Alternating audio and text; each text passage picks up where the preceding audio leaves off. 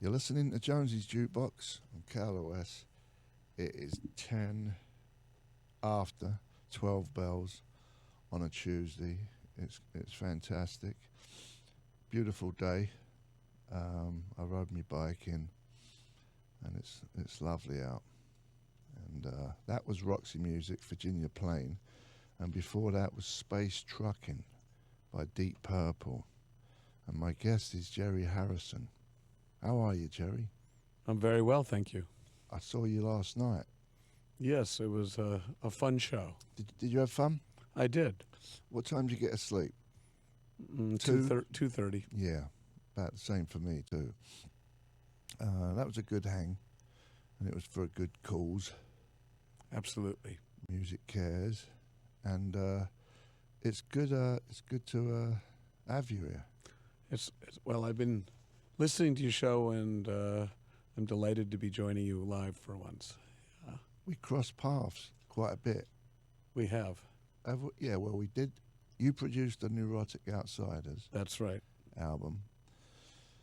Where else have we crossed paths? I can't. I think remember. we may have met at the party in 1977 that the Ramones had, that you guys came to in England, in London, right before God Save the Queen was released. Was that the first time the Ramones played there? No, it was the second time. They had played with the Flaming Groovies, July 4th, 1976 at the Roundhouse. Yeah. But it was the following spring, so spring of 1977, and Talking Heads was the opener. We didn't have an album out yet. What was that like, opening up for the Ramones? In Europe, it was great because it was the idea that there was New York music, this new thing that was coming out of New York, and so people were very open-minded. There were people who had heard a single that was released in the fall of '76 of Talking Heads. So we'd do our show and sometimes wander around to look at it from the back, and there would be our fans in the back, and they would go, "Do you want to go out?" And it was like everyone that was our fan at that time was someone that you would be perfectly willing to hang out with. So it was a great time. And it was great being on the bus we were just kind of wandering around Europe. It was the most extensive tour of Europe I've ever done. Yeah. And beautiful weather as well. But that wasn't just opening for the Ramones. That was your own gigs as well, right? Well, it was we did one show in London on our own, but the rest of it was just opening acts. We were playing almost every night. We went to very little towns, we went all the way to Penzance and things like that. Yeah. The end of England. That's right. From John O'Groats to Penzance. Exactly. That's like the top in Scotland, down to the bottom. So did Ramones fans accept you? Because it's a lot different. They did there. When we tried to duplicate it in the States, I think it didn't work. The Ramones fans thought we were, I don't know, too light or too fey or too something. And too musical. And I think our fans didn't appreciate the brilliance of the Ramones. Yeah. Interesting. So, how long did the Talking Heads start? Because you was in the Modern Lovers. That's right. That was early. That was like 72, wasn't it? That was right. We recorded the album that people know in 1972, though. I don't think it was released till kind of the border of 74, 75, because they were demo tapes for Warner Brothers and A&M that Berserkly Records kind of got the rights to them and put out. But it's funny because it was not economically a very good deal for me, but it's the reason that the people in the Talking Heads knew I existed. So it was one of the worst contracts I signed was one of the best. Yeah. So it was a stepping stone. Exactly. And that album has endured. Yeah. That's the one with the black. It's black with the blue writing. That's right. Yeah, with the flying heart. Yeah, with all the good stuff on it. Some of the demos are pretty good though too. Yes. Yeah. I like the demo version of "She's Cracked." I think that's got a good sound. That was I do that song every once in a while when I'm playing out with people. I love the fact, and this is really weird to me, like 72. That was basically before everything.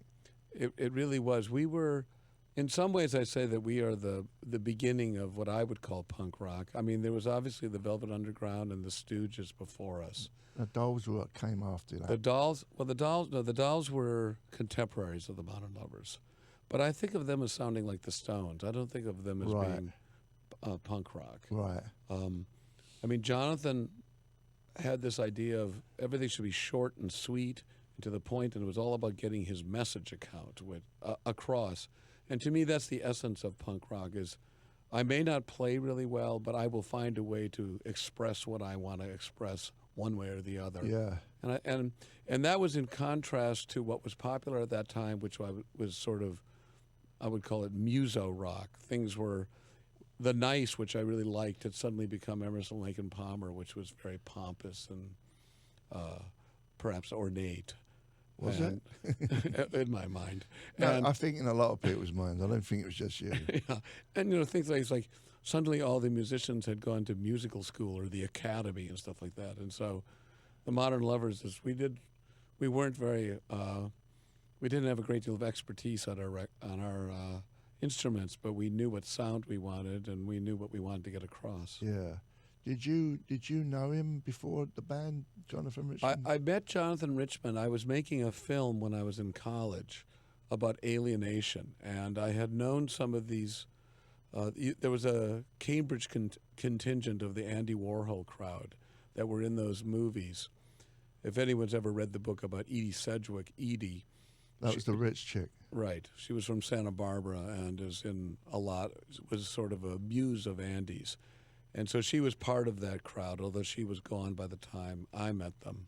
But there was Ed Hood, and then Rene Ricard would come up from New York, and they all wandered into my apartment with Jonathan one day. So I decided to put his music in my film. And so I'm playing it over and over again, thinking about how it would fit in the edit. And Ernie Brooks, who was my roommate and became the Modern Lovers bass player, he goes, "This is actually really quite interesting." And then Jonathan would come over, and so we just ended up basically quitting school, much to my parents' chagrin at the time, but later I did find a way to graduate, and we joined the band. So you two started it? It was sort of a vaguely going concern. Jonathan had already met David Robinson, who then went on to be the drummer of the Cars. Yeah. Interesting. Yeah. Did you? Was you hanging out with Warhol and all that? Well, I met Andy, but I wouldn't say hanging out with him. He was good friends with a friend of ours from Boston, a big Modern Lovers fan named Susan Blonde, who went on to be a pretty successful music publicist, still going. Yeah. So I met Andy at a party at her apartment, and I think David and Chris and Tina had hung out at the factory a couple of times. And I knew Glenn O'Brien, who was very involved with that, but it wasn't a scene that I was like totally in. It was sort of peripheral. Yeah. I was just wondering if you got hold of any of his prints or anything. No. I know that I bet you had an opportunity. probably, and I certainly had an opportunity to buy Basquiat's. I knew him for about $100 or something like that. Don't you wake up in the middle of the night and woulda, coulda, shoulda sometimes of stuff? I certainly do. It's always about things like paintings and like every apartment or every house you ever lived in. You go, I should have bought that building. I should have bought that. I was living right in this section, So it's always like the next big thing, but when it hasn't happened, Yep. you don't see it. As often you don't see it, it's also you often just don't have the money to do it. Yeah. You might even see it. What do you think of Bitcoin? You think that's worth getting involved in? Because that's like a thing that like 10 years from now, we'll probably go, oh, we should have done something. I think that it might be a very good idea to have some. Yeah. I think that there is a misnomer about it. You cannot use Bitcoin as the way to finance the growth of a company. And people are trying to do what are called ICOs or initial coin offerings as a way to get around certain SEC and FINRA compliances.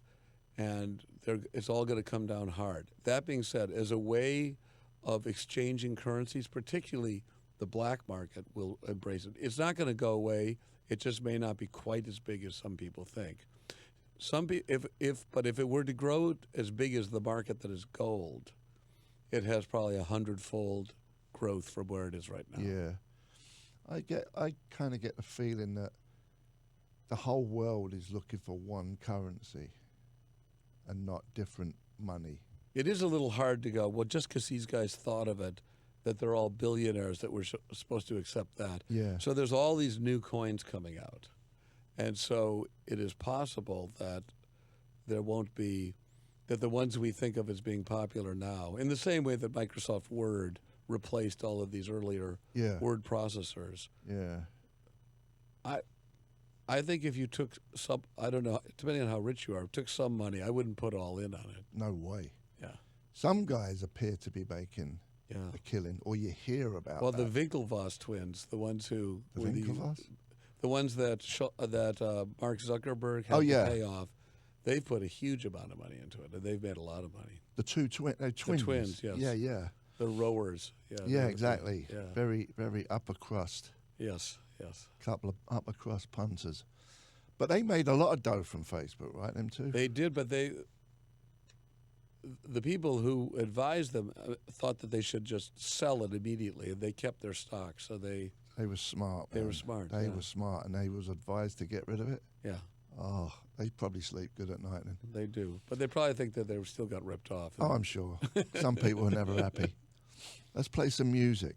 Okay. We're going to play She's Cracked. Is this the demo version or the... Okay. Excellent. We're here with Jerry Harrison, Jonesy's Jukebox, Callaway.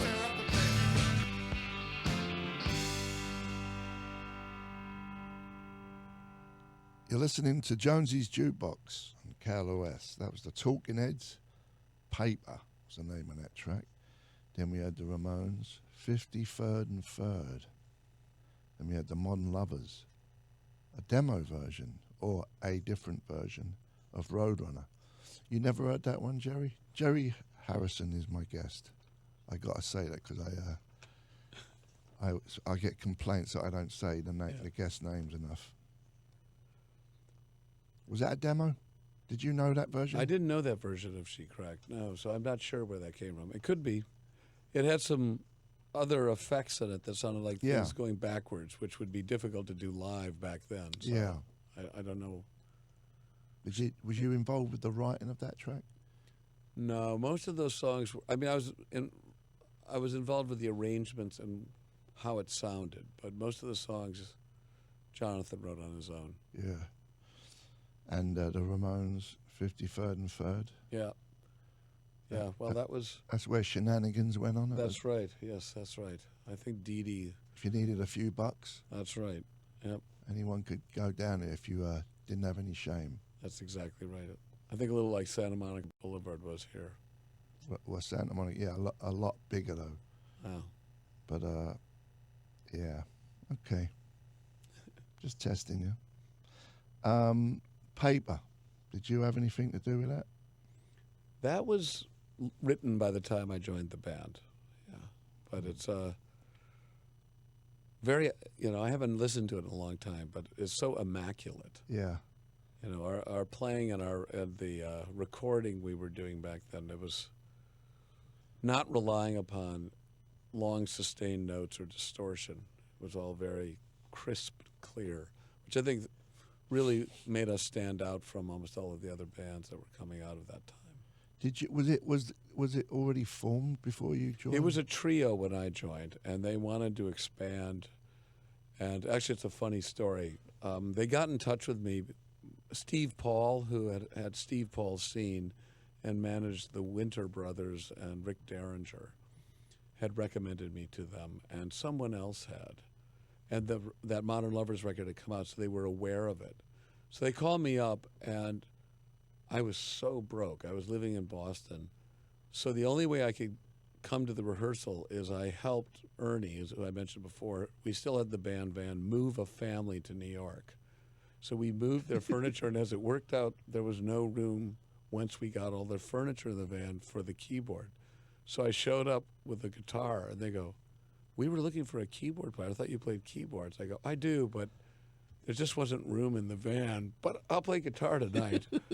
And they were like, "Look, this is insane." But it just sounded so good that we just went. I think we all knew it was going to really work. Yeah. Is he talented? David? Yeah, Extremely. naturally. Yeah, he has. Well, he has a. He has his unusual and kind of quirky sensibility about what he looks at and how he at life, and he's able to then write lyrics that reflect these sort of off-kilter views of everyday life.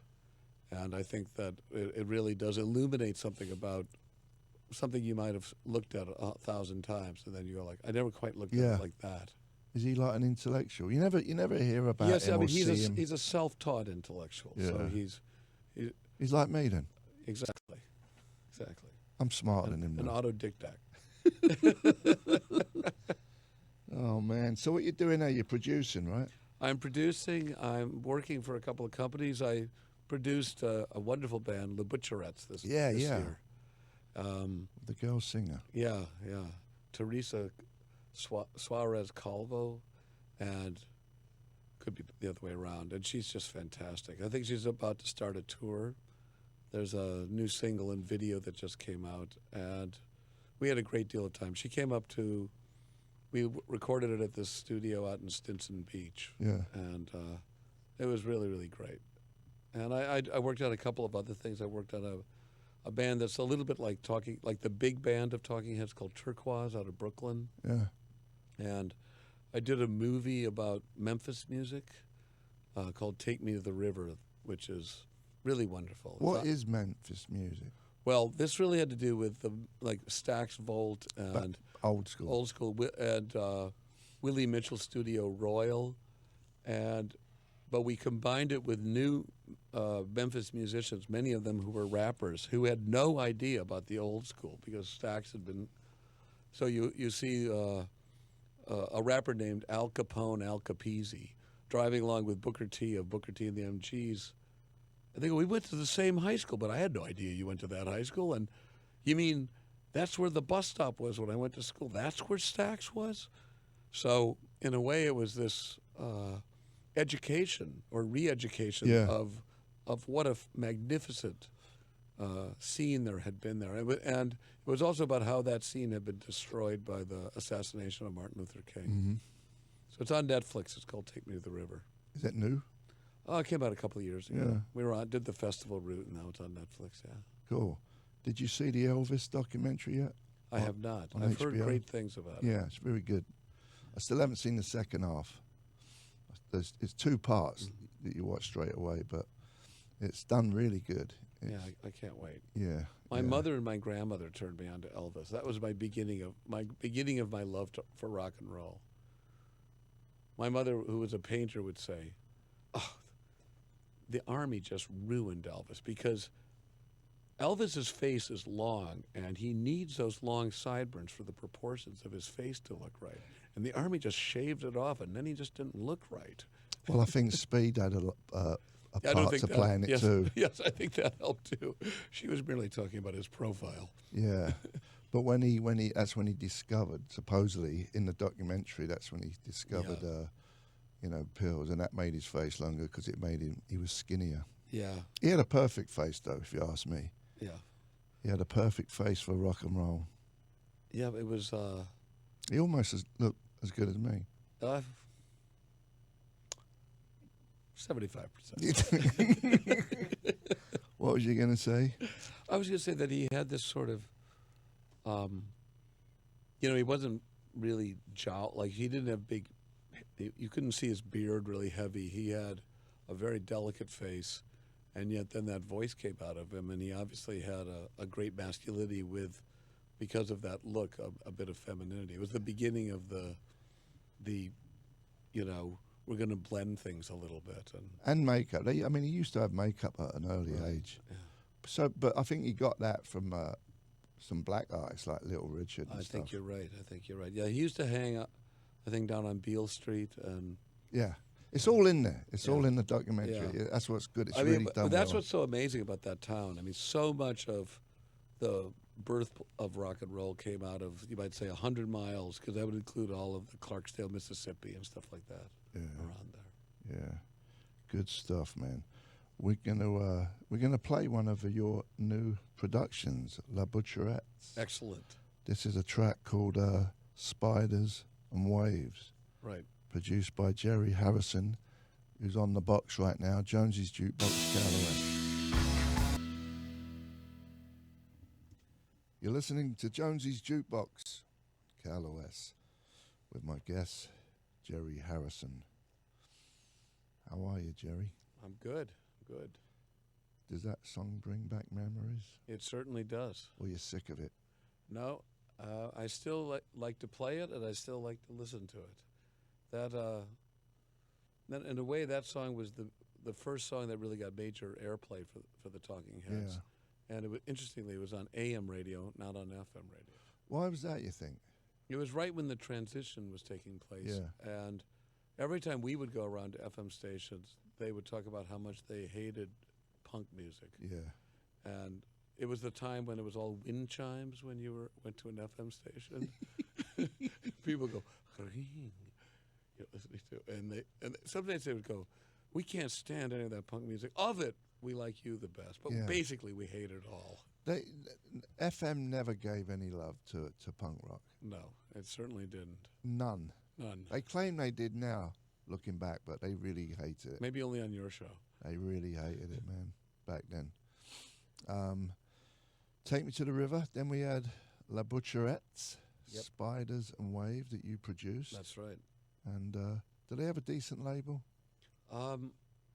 They're on Rise Records, and I know pretty little about them, Yeah. so I really can't comment.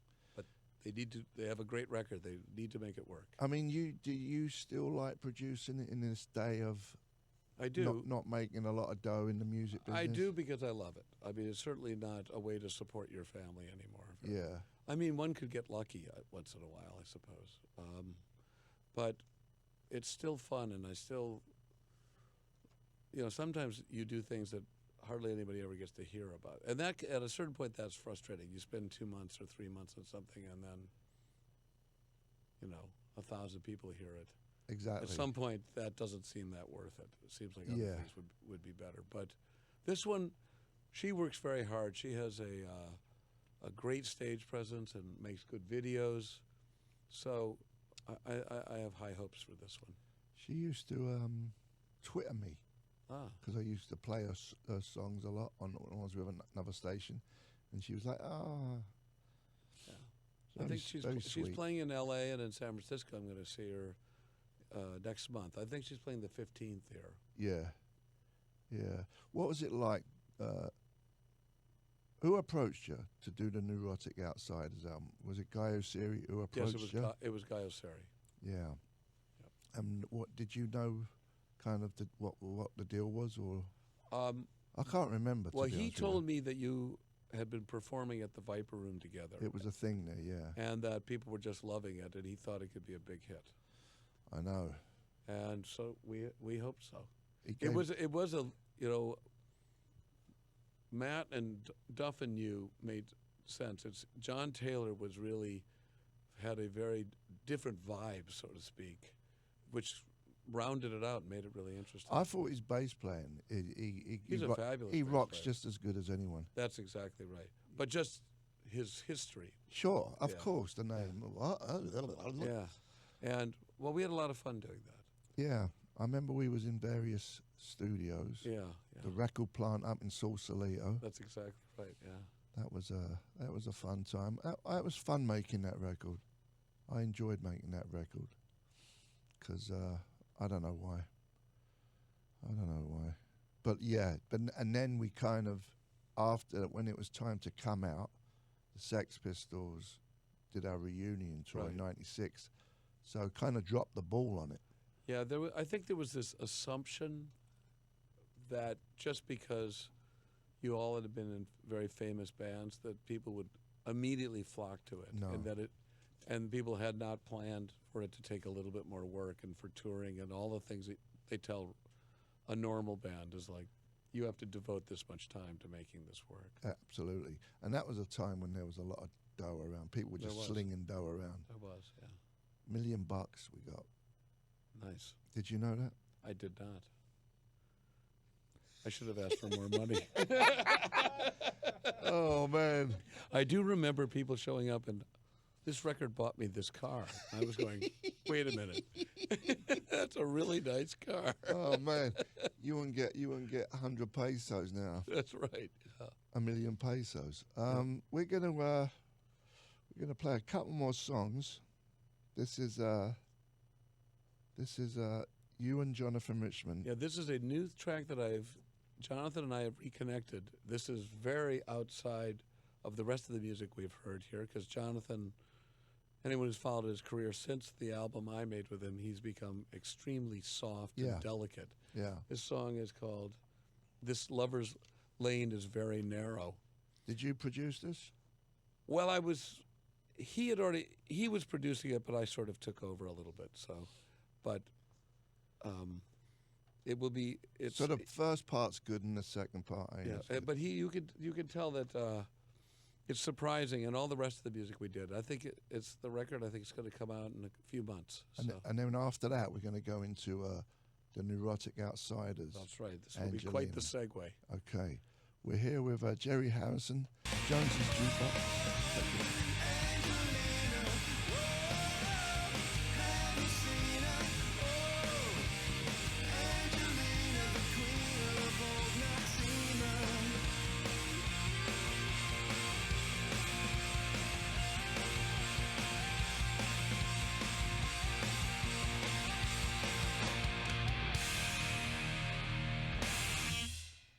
You're listening to Jonesy's Jukebox on KLOS. That was the Neurotic Outsiders, Angelina.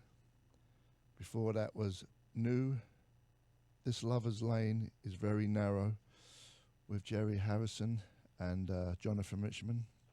Did you, I think I asked you this, but you didn't get a phone call from your boy to go down to Coachella?